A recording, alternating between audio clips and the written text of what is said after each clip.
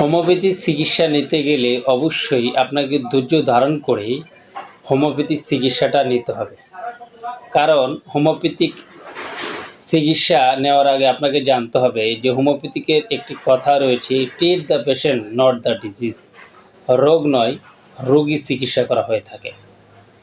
কারণ অন্যান্য প্যাথিতে দেখা গেছে যে আপনি ব্যথা পেয়েছেন, বড়ি দিয়ে দিল একটা বা কয়েকটা দিয়ে দিল, জ্বর হইলো একটা সিরাপ বা বড়ি দিয়ে দিল।